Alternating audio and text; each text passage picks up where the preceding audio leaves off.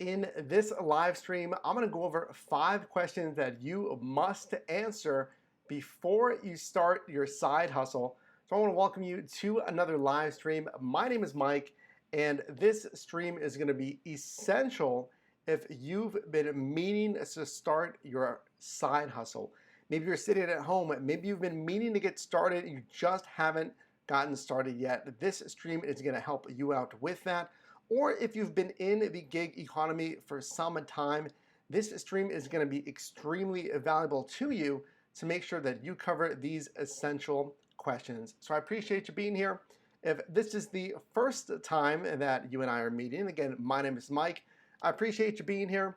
I have started the side hustle, this gig economy, over 4 years ago, back in 2005, and it's nice to see that the stream is working. We had some tech issues to start, so I appreciate you being here. And again, my name is Mike. I started back in Pittsburgh, Pennsylvania, late 2015, and since then have tried and really immersed myself in this side hustle economy with apps in the rideshare space, in delivery, even charging scooters. That was a thing, and that still is a thing in some markets. And in this time, I've completed over 5,000 trips and transactions in this gig economy.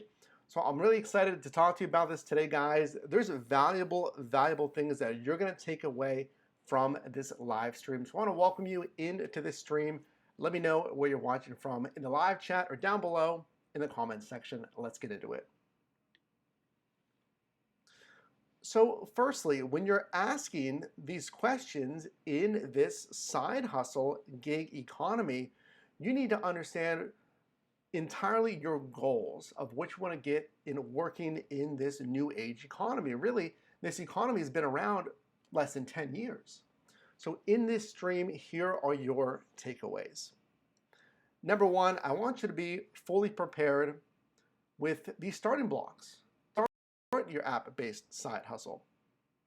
And guys, let me know if we're coming through okay. I see a little bit of lag on the replay. So if this is not playing cleanly, let me know if you can see and hear me okay here.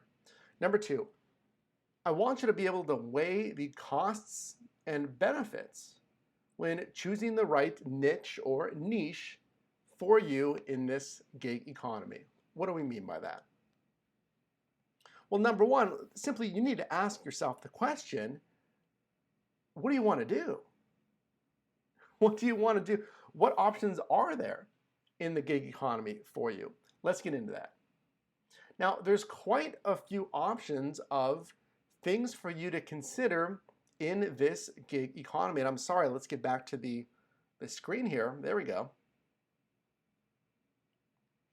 There's a lot of options for you in the gig economy. Number one, there's traditional options that a lot of you may think about when it comes to the side hustle, and that is rideshare. Would you like to use your personal vehicle or perhaps lease a vehicle with some of these companies?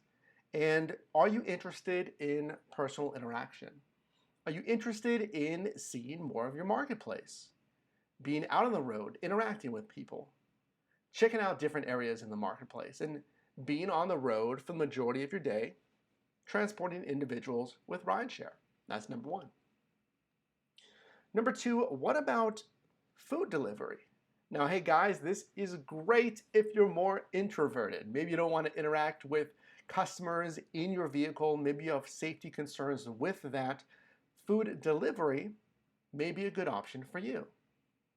There's apps that I'm sure you're familiar with, DoorDash, Postmates, Grubhub, Uber Eats, and this is a very straightforward platform. So if you want ease of use, something that is very easy to navigate and do on a day-to-day basis, food delivery may be good for you. Number three, do you want to have maybe minimal personal interaction?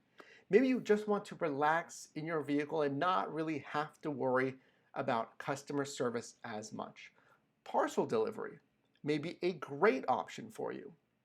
There's apps out there like Amazon Flex that allow you to deliver parcels, packages, envelopes to customers.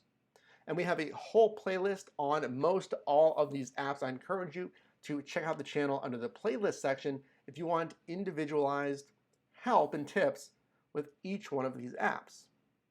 Number 4, grocery delivery. Now this is a newer option for you. Maybe you like the fact about being inside a grocery store, being in that space, an air-conditioned space, not getting out of your vehicle as much with parcel delivery or food delivery.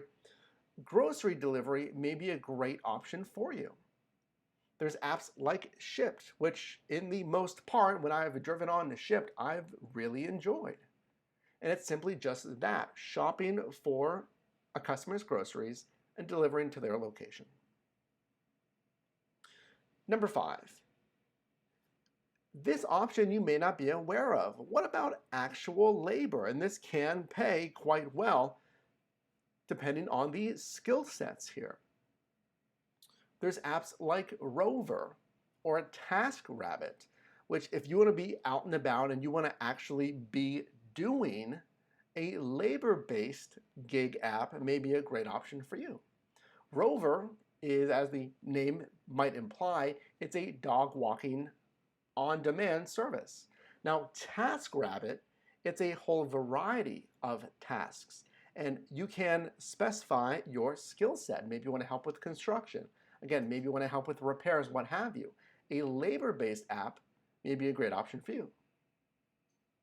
And at number 6, in this new age economy, digital is so powerful right now.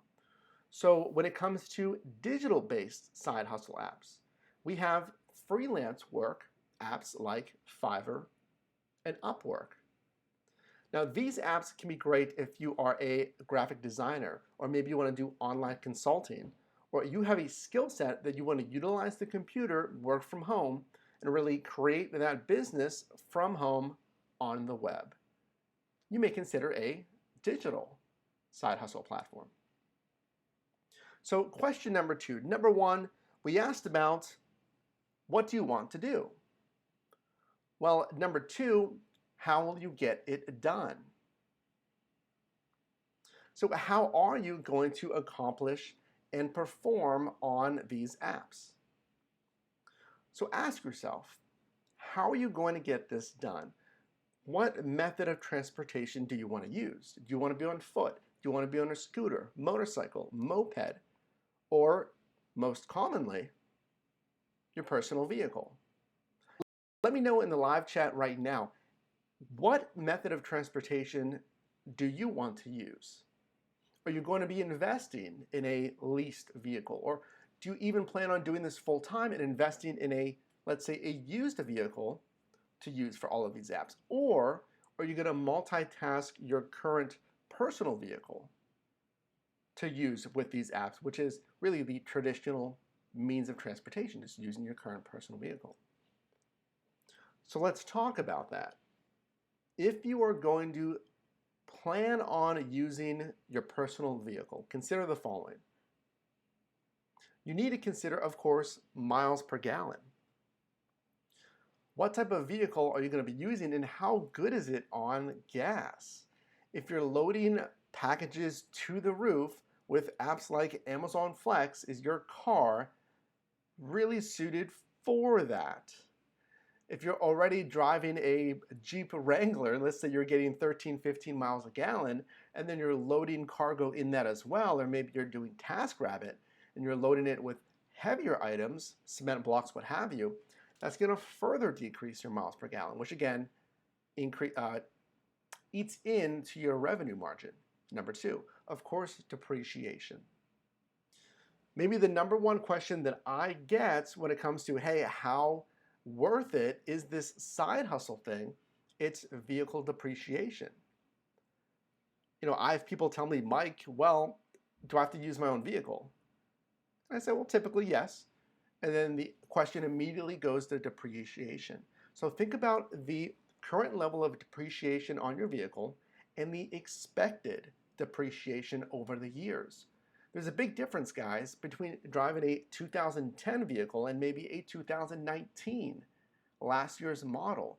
there's a lot of different depreciation there. Did you buy it new? Did you buy it used? Do you plan on selling it in 2 years versus really running it until it can't run anymore, 100,000+ miles? And thirdly, one of the main pillars I want you to consider if using your personal vehicle are deductions. If you're new to this space and you just plan on signing up using your personal vehicle, you may not know that you can write off those business miles. And it's very important to distinguish this is just business miles. You, of course, cannot write off personal miles. These are miles exclusively driven on these apps. But just to let you know, for this year's driving, 2020, you can write off 57.5 cents per business mile. And come tax time, these companies are going to give you forms, 1099 forms, as you are an independent contractor, to record and ultimately file these deductions. So going back to the really niches in the gig economy, let me know what you guys are thinking that you want to do in the gig economy. Do you want to drive for rideshare? Do you want to drive for delivery? Or maybe the parcel delivery, Amazon Flex, stands out for you the most. So let me know right now in the live chat, or if you're watching in the rebroadcast, make sure to put that down below in the comments. So we've gone over 2 questions so far about what you need to ask yourself before getting into this gig economy. Well, let's get into number 3. How much are you going to make? This is a crucial question. Well, how much are you going to make? What are the expected earnings before you sign up your vehicle, before you hit the road, before you do these trips here, before you choose which app to use? Let's make sense of earnings. So what you're looking at here is a few different screenshots of my personal earnings on different apps. And this is just to illustrate a few examples. The app on the right with the darker background, that is DoorDash. That is what I drive on most frequently. And you can see my recent earnings there. And there's a lot of tips and strategies that go into how to make the most money. We have tons of videos and playlists right here on the channel to help you do that. We have apps, let's say on the bottom left, that is Amazon Flex, another $251 posted there for driving parcel delivery.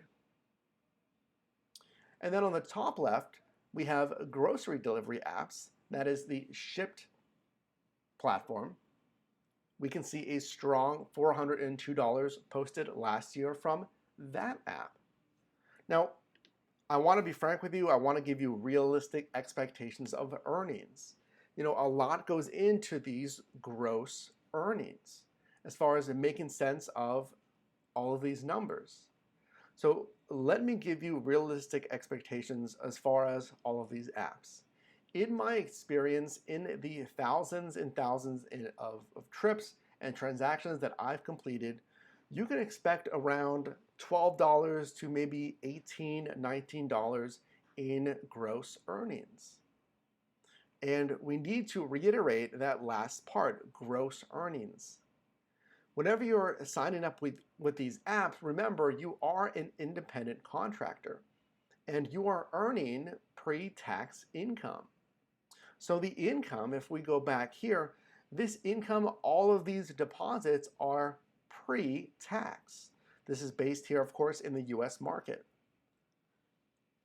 So this is something to consider. I need you to know that you need to allocate funds, set those funds aside at least for the tax time once a year. Ideally, you should be setting aside money quarterly.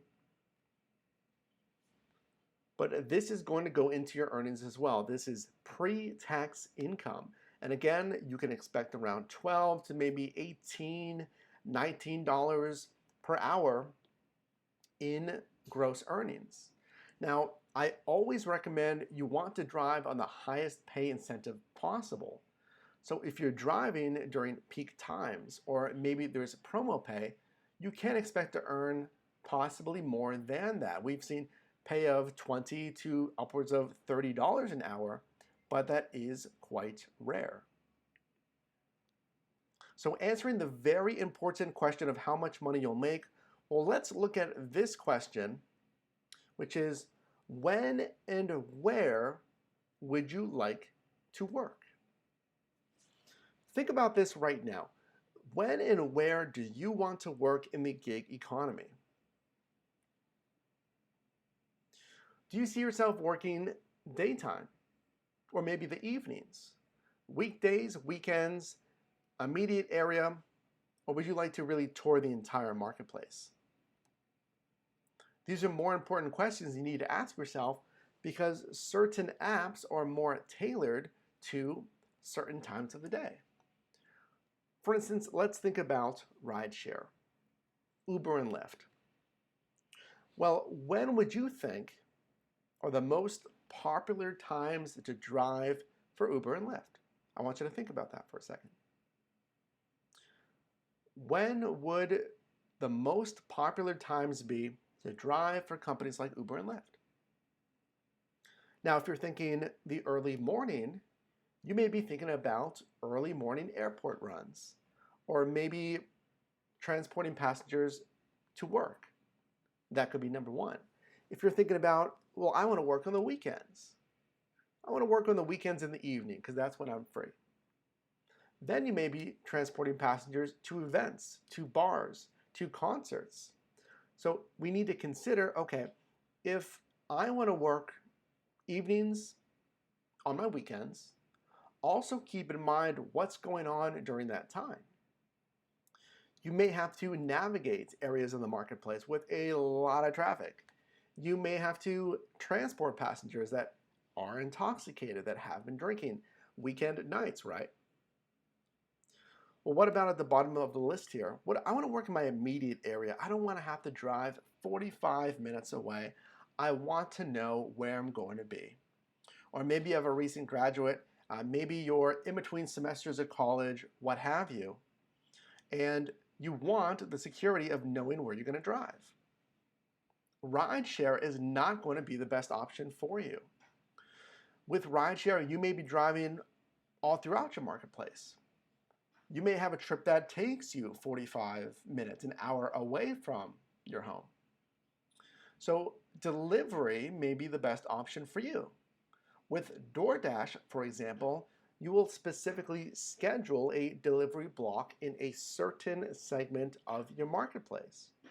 So if you want to deliver in your immediate zone, that may be the best option for you. Now, there's other options with a delivery where you can simply go online, and that will take you all over the general marketplace. So these are things to consider when looking at different apps.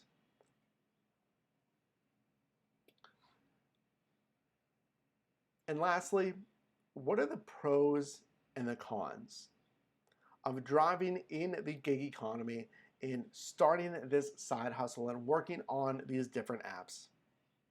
What are some of the pros and cons? If you're new to this, I want you to understand this as well. This is very important to understand. Let's go into that. Well, number one, it is cash flow. If you're looking to generate cash right now, the gig economy allows you to do that pretty quickly.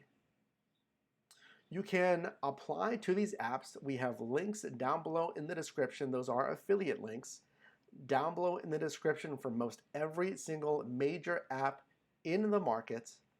You can sign up very quickly and you can start generating cash for yourself in as little as 1 week after that onboarding process.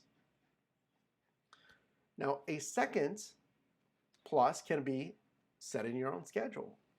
This is one of the number one reasons why individuals choose the gig economy, is they want to be their own boss. They want to set their own schedule. And that is a big plus in driving in the gig economy. Because number three, you can see here, there's no office.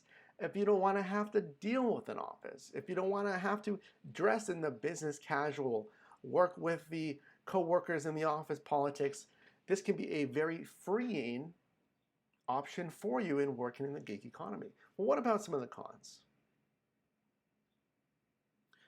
We talked about vehicle depreciation, and some would argue that is such a big con, a negative, that it's not even worth it. And you may see the point there that yes, if you're driving your own personal vehicle, and especially if you're driving full time, you're driving 9 hours a day, hundreds and hundreds and thousands of miles, you can easily double or possibly triple the national average of miles driven per year. You can easily drive 30,000 miles per year when the average driver, let's say, is doing 12 to 15,000 miles a year. Well, number two, a controversial point in the gig economy is potentially low pay. If you are thinking about starting your side hustle, and you'll hear me say side hustle versus full-time, because the income generated in the gig economy for the long term, in my opinion, has not shown to sustain a full-time income. With the pay that I've quoted you, the $12 to maybe $18, $19 per hour, that is pre-tax, remember that. So there is potentially low pay with the gig economy, especially full-time. Well, what about number three, risk? What inherent risk is there to you being on the road? Well, the first thing you can think about is, what about traffic? Hazards on the road, just the general hazards of driving every single day. And you would be correct. Because remember, when you're out here driving on the road, you're driving many, many more miles than the typical driver. So you are statistically much, much more likely to encounter these hazards on the road. That is something to consider as well. And then lastly, like I mentioned, this is pre-tax income. So this is a con if you're not managing your income, that the income you are getting is before taxes. So I want you to consider all of these things when looking to sign up for the gig economy. So let me know any questions you have about anything that we've covered today. And let me know, what are you thinking about starting in the gig economy? Do you want to start now? What's been holding you back from starting right now? Let me know in the live chat or in the rebroadcast. And if you can do me a favor, if you can leave a like on this live stream and consider sharing this with someone as well who needs to see this, who is thinking about starting their side hustle, thinking about driving in the gig economy, consider clicking that share button, texting that to them, sharing this to your Facebook, and then consider leaving a like right now. Please do, and consider subscribing to join the team here. We have tons of videos coming out all the time talking about how to maximize your profit, everything in the gig economy. So I appreciate you being here. Make sure to click or tap the screen right now to see another video that I think would really help you out in the gig economy, as well as a great playlist tackling one specific app. Make sure to do that right now, and I'll see you in the next one.